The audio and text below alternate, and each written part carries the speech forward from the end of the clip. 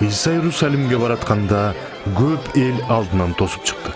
Алар андан куткарылуу жолун көрсөтүп беришин жана Кудай падышачылыгы жөнүндө үйрөтүшүн суранышты.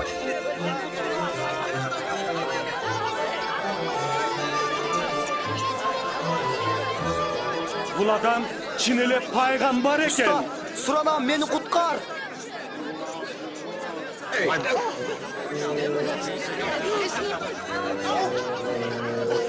О, Теңир, бизди куткар. Теңирге алкыш. Теңир, бизге чыныгы жолду көрсөт.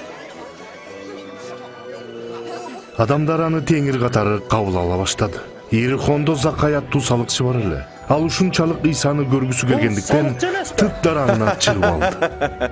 Закай, тезирээк ылдый түш. Мен бүгүн сенин үйүңдө болушум керек. Менин үйүмдөбү? Ким анын үйүнө баргысы келсин?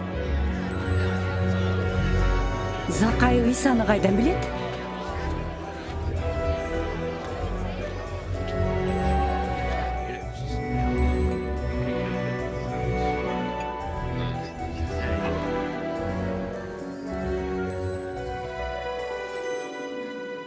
Уксаңар, мүлкүмдүн теңин кедей кембагалдарга таратып берем. Эгер бирөөнү алдап, акысын жеген болсом, аны 4 эселеп кайтарып берем.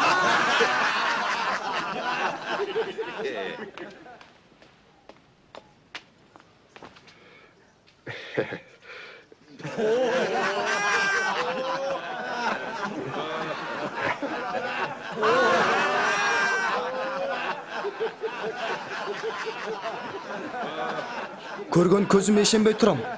Салыкчы алган акчасын кайтарып берип жатабы? Мүмкүн эмес.